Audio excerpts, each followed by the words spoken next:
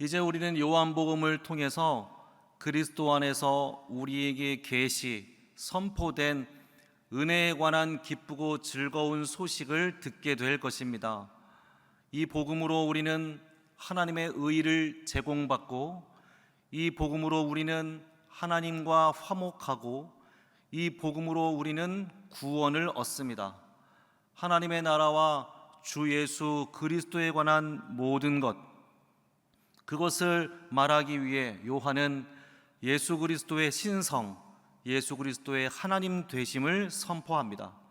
호로고스, 태초라는 시작이 없는 태초로부터 성부 하나님과 함께 계셨던 말씀이신 하나님, 생명이신 분, 빛이신 분, 생명으로 모든 것을 만드신 분, 생명으로 만드신 모든 것을 보존하시는 분, 빛으로 어둠을 물리치신 분, 빛 그 자체이신 분, 그분이 어두운 세상에 빛을 비췄습니다.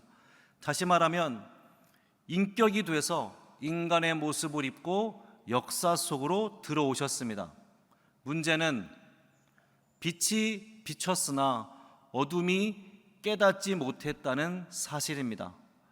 깨닫지 못하는 어둠에게 하나님께서 무슨 일을 하셨는지 함께 상고할 때에 주신 은혜를 얻고 돌아갔으면 좋겠습니다. 앞선 본문 5절을 함께 읽어보면 빛이 어둠에 비추되 어둠이 깨닫지 못하더라 했습니다. 우리는 이 이분법적인 구분을 기억하고 있어야 됩니다. 오늘 본문과 요한복음 전체를 아우르는 구조이기 때문입니다.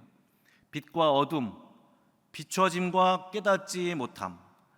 깨닫지 못하다는 말은 이기지 못했다 또는 압도당했다라고도 번역합니다. 4절과 5절을 공동 번역으로 읽어보면 그에게서 생명을 얻었으며 그 생명은 사람들의 빛이었다. 그 빛이 어둠 속에서 비치고 있다. 그러나 어둠이 빛을 이겨본 적이 없다. 세 번역과 쉬운 성경도 모두 이기지 못했다라고 번역합니다. NIV와 NASB 그리고 개역 개정은 이해하지 못했다, 깨닫지 못했다라고 번역합니다. 원문의 의미는 이 두 가지를 다 가집니다. 깨닫지 못했다, 이해하지 못했다. 이 두 가지 의미는 모두 빛을 향하여 찬사를 제공합니다. 빛이 비춰졌지만 어둠은 그 빛을 이해할 수 없었고, 어둠은 그 빛을 이기지도 극복할 수도 없었습니다. 칼뱅은 이 빛을 지성으로 해석하기 때문에 칼뱅도 역시 개역개정처럼 이해할 수 없다라고 번역합니다. 인간이 하나님의 은총을 상실한 후에는 무지가 그 마음을 완전히 뒤덮어버려서 그 속에 남아있던 빛이 다 막혀 아무런 힘도 발휘할 수 없게 되었다라고 칼뱅이 말해줍니다. 그래서 5절에서 내린 칼뱅의 결론은 이렇습니다. 하나님께서 새로운 통로를 열어주시지 않는 한 인간에게는 구원의 소망이 있을 수 없다.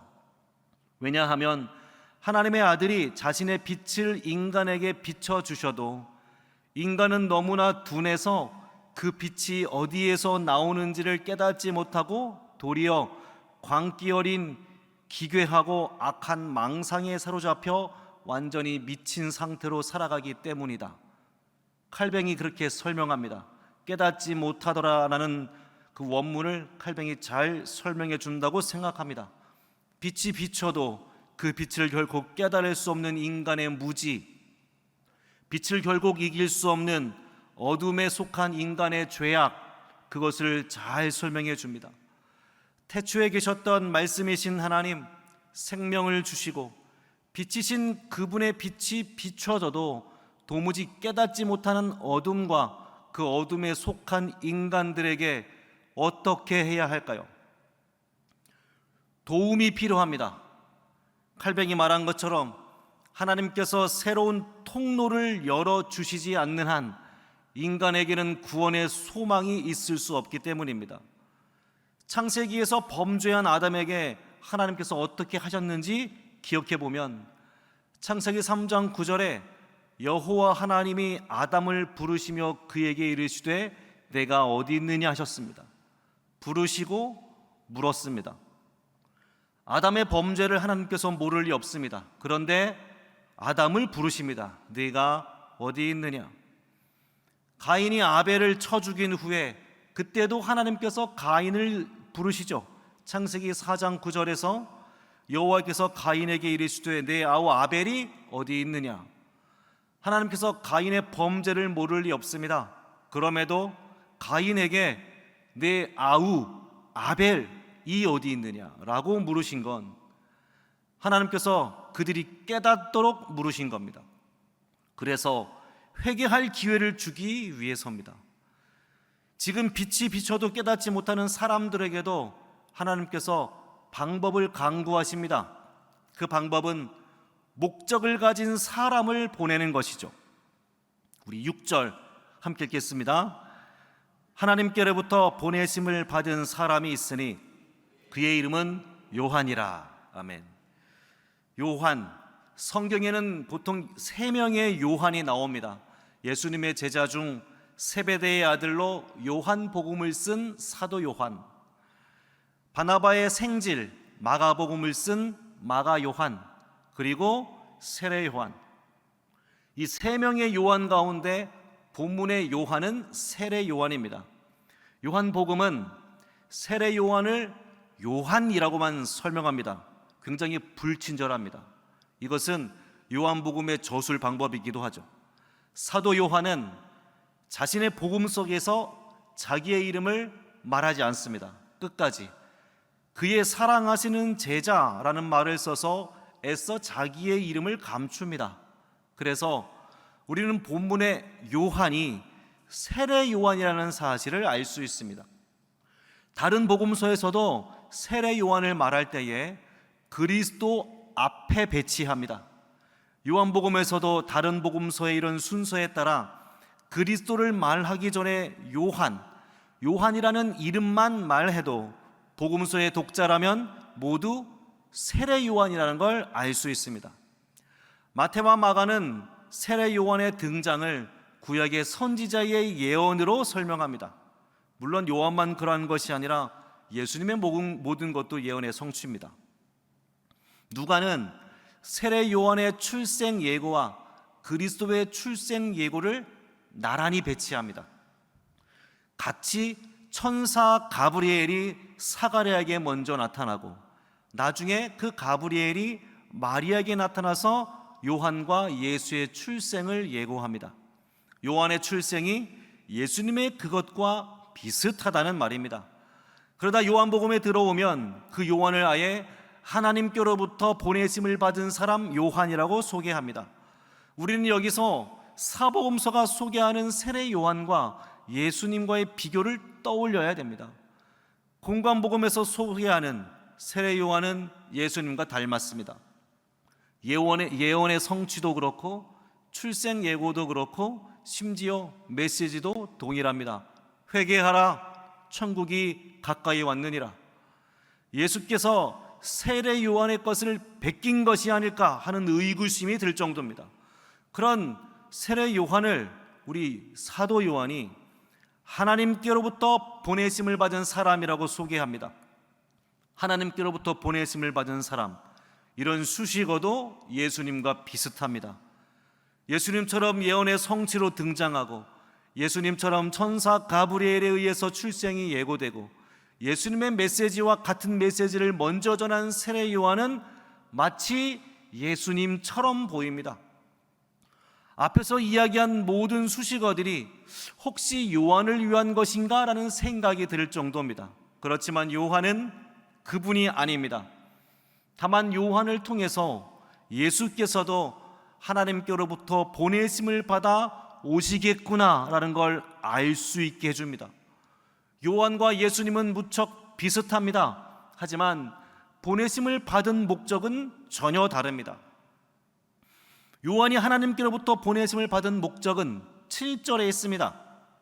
함께 읽겠습니다. 그가 증언하러 왔으니 곧 빛에 대하여 증언하고 모든 사람이 자기로 말미암아 믿게 하려 함이라. 아멘.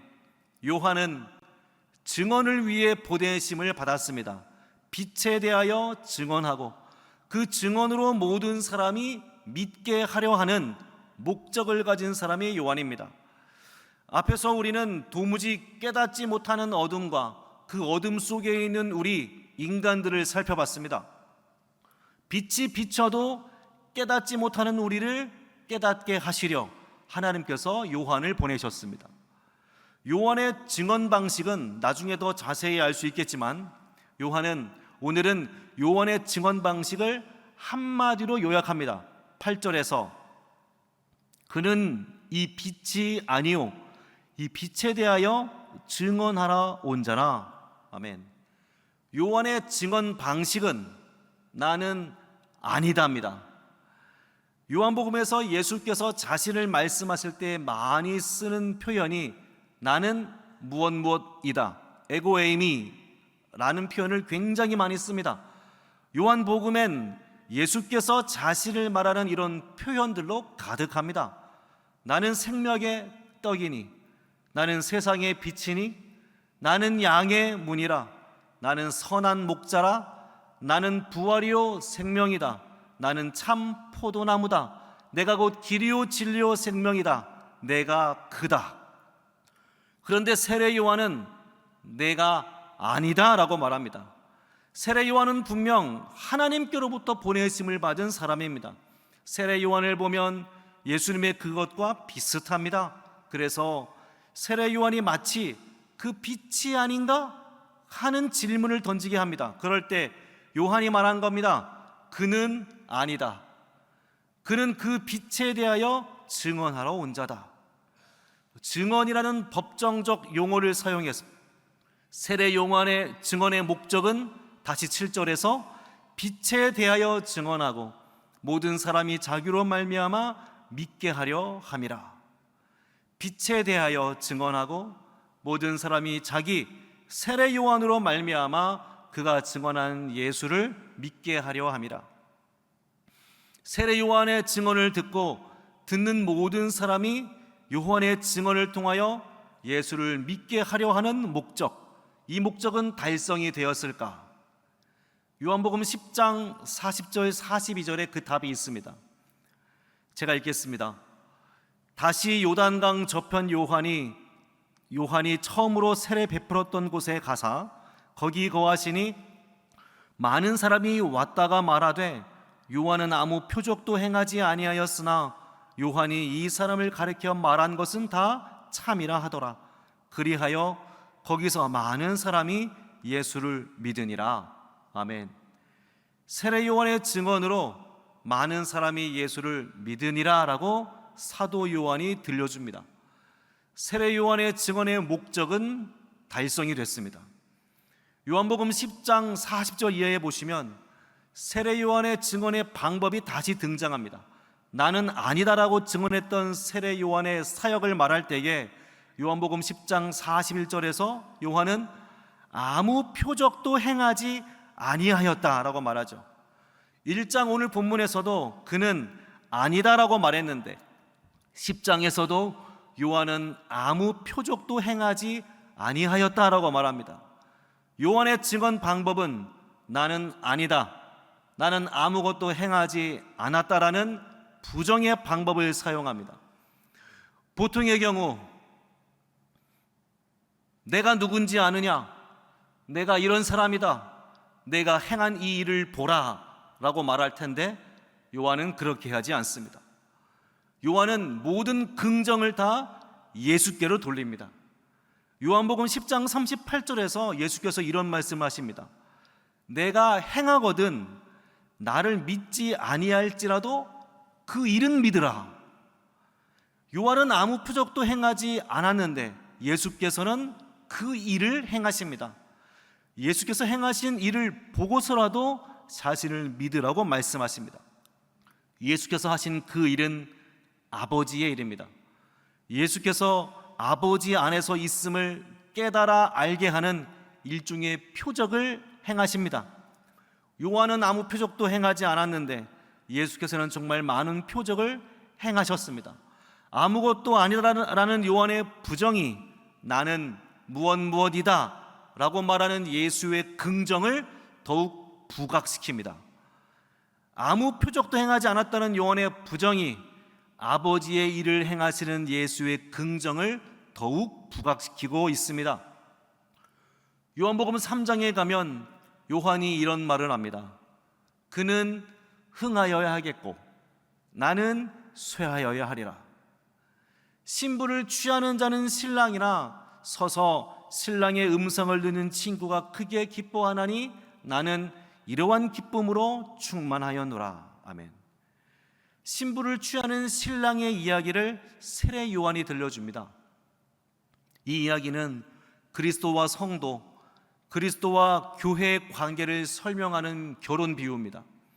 이 결혼 비유를 통해서 신부를 취하는 자는 신랑, 그러니까 예수이지만 신랑이 기뻐하는 음성을 듣는 친구 요한이 크게 기뻐한다고 말합니다. 그리고는 요한 자신은 이러한 기쁨으로 가득 차 있답니다. 요한은 스스로를 들러리라고 자처합니다. 자신의 결혼식도 아니면서 그 누구보다 세찬 축하의 박수를 치고 있는 들러리. 모르는 사람이 보면 꼭 요한이 신랑이야 할 정도로 누구보다 크게 기뻐하는 들러리 세례 요한입니다. 이 요한으로 인해 어둠이 그리스도를 믿게 되었습니다. 이제 요한이 증언한 빛, 그가 증언한 예수 그리스도, 예수를 가리켜 말한 참말이 무엇인가 들어보겠습니다. 9절부터 12절 우리 교독하겠습니다. 참빛 곧 세상에 와서 각 사람에게 비추는 빛이 있었나니. 10절 그가 세상에 계셨으며 세상은 그로 말미암아 지은 바 되었으되 세상이 그를 알지 못하였고 자기 땅에 오매 자기 백성이 영접하지 아니하였으나 다 같이 영접하는 자 곧 그 이름을 믿는 자들에게는 하나님의 자녀가 되는 권세를 주셨으니. 아멘. 빛, 그 중에서도 참빛이 있습니다. 이 빛은 세상에 와서 각 사람에게, 그러니까 모든 사람에게 빛이 비춰집니다. 왜냐하면 세상이 그로 말미암아 되었기 때문입니다. 모든 것이 그로 말미암아 되었으니 모든 사람에게 그의 빛이 비춰지고 있습니다. 그런데 그로 말미암아 된 세상이 그를 알지 못합니다. 여기서 중요한 것은 참빛이 와서 있었다는 사실입니다. 10절에서도 그가 세상에 계셨으며 말씀합니다. 그 세상은 말씀이시고 생명이시고 참 빛이신 그로 말미암아 지어진 세상입니다. 그런데 그로 말미암아 지어진 세상이 그를 알지 못합니다. 요한이라는 사람이 있어야 하는 이유입니다. 알지 못하는 세상에게 그를 알게 해주는 요한이 꼭 필요합니다. 그리고 세상이 그를 알지는 못하는 것뿐만 아니라 11절 가면 자기 땅에 왔는데 그 참 빛이 자기 땅, 자기 집에 왔다고 해석할 수 있습니다. 자기 집에 왔는데 자기 집에 있는 자기 백성도 그를 영접하지 않습니다. 세상만 그를 알지 못하는 게 아니라 그 땅도 자기 백성도 그를 영접하지 않았습니다. 이사야 1장 3절에 가면 소는 그 임자를 알고 나귀는 그 주인의 구유를 알건만은 이스라엘은 알지 못하고 나의 백성은 깨닫지 못하는도다 했습니다. 이사야 선지자가 말한 것처럼 소도 주인을 알고 나귀도 주인의 구유를 아는데 이스라엘은 하나님을 거역합니다.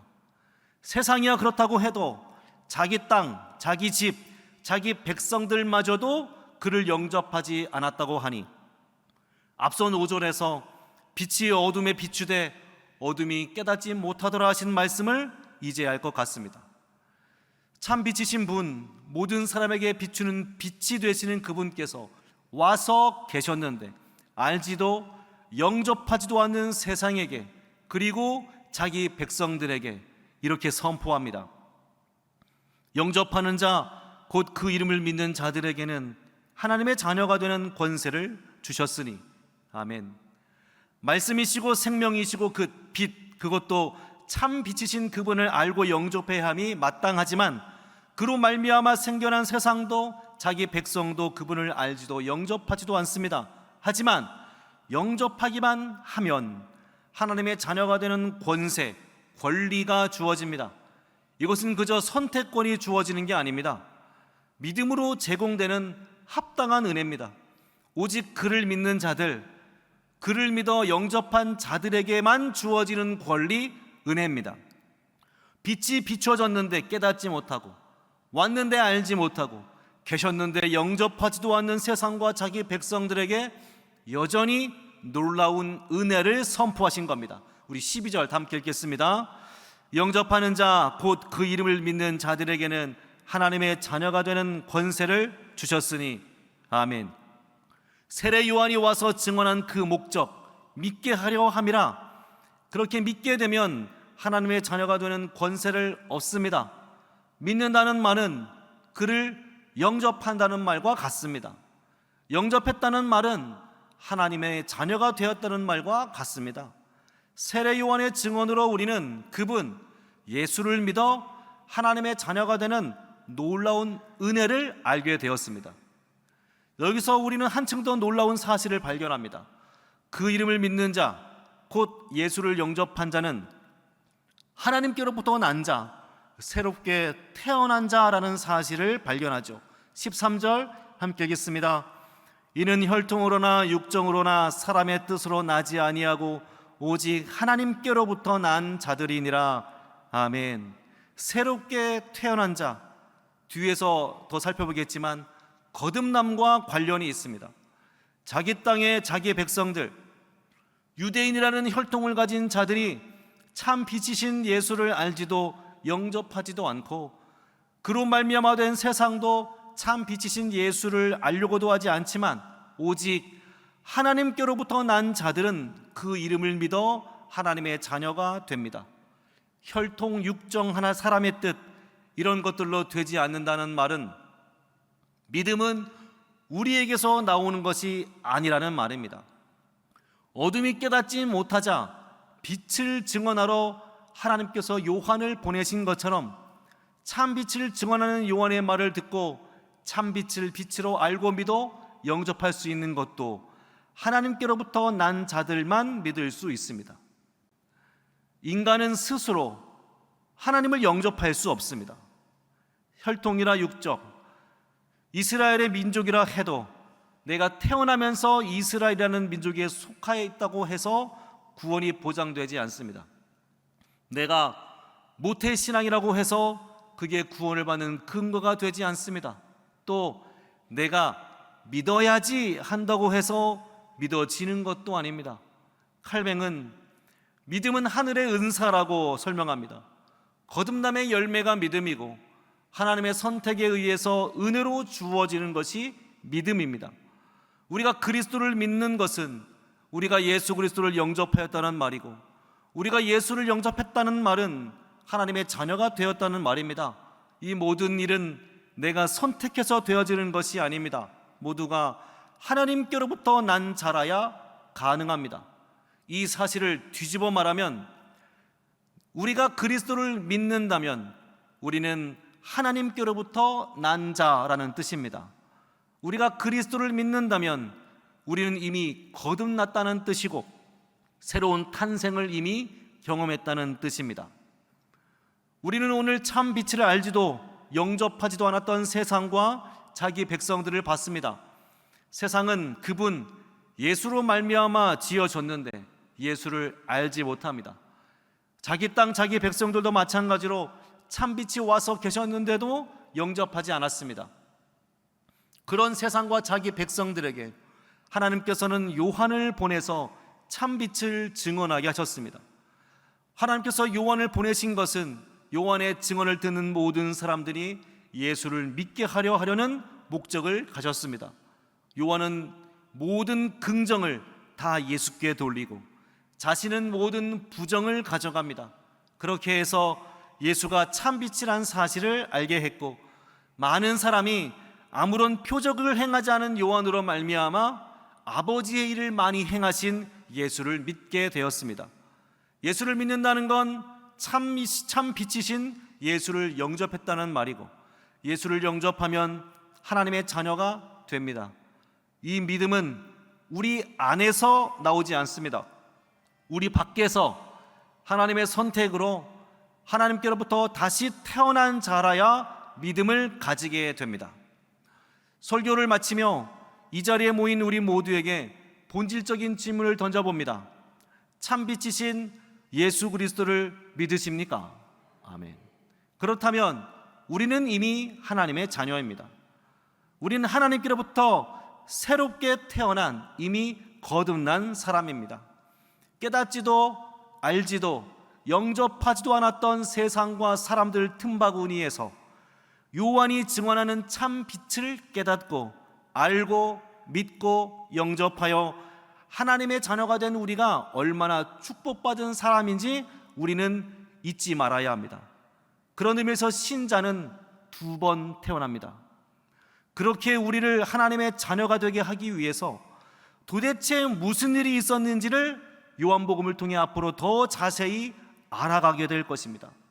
알아가면 알아갈수록 우리가 믿는 예수의 은혜가 더욱 커져만 갑니다. 우리가 우리 자신을 아무리 꼼꼼하게 살펴본다고 해도 우리에게 주신 그리스도의 은혜를 빼고 나면 우리에게 남아있는 것으로 하나님의 자녀가 될 만한 것은 사실 없습니다. 요한이 그러했던 것처럼 참 빛을 알고 나면, 참 빛이신 예수를 믿고 나면 나는 아닙니다 라는 믿음의 고백을 드릴 수밖에 없습니다. 우리를 믿게 하려 하신 하나님의 일하심, 또 그리스도의 은혜, 요한의 애씀을 기억하고 하나님께로부터 나서 믿음으로 얻은 하나님의 자녀라는 사실에 감격하는 우리 모두가 되었으면 좋겠습니다. 주신 말씀을 생각하며 함께 기도하기를 원합니다. 참 빛이신 예수 그리스도를 믿게 하시니 감사합니다. 참 빛이신 예수 그리스도를 영접하게 하심도 감사합니다. 예수를 믿음으로 우리가 하나님의 자녀가 되게 하심도 감사합니다. 깨닫지도 않고 알지도 않고 영접하지도 않는 세상과 사람들 틈바구니에서 우리를 선택하사 거듭나게 하시고 믿음 주시어 하나님의 자녀 삼으신 하나님의 일하심에 항상 감사하고 하나님께로부터 새롭게 태어난 사람으로서 바른 믿음의 삶을 살도록 성령님 도와주옵소서. 함께 주님 이름으로 합심하여 기도하겠습니다. 주여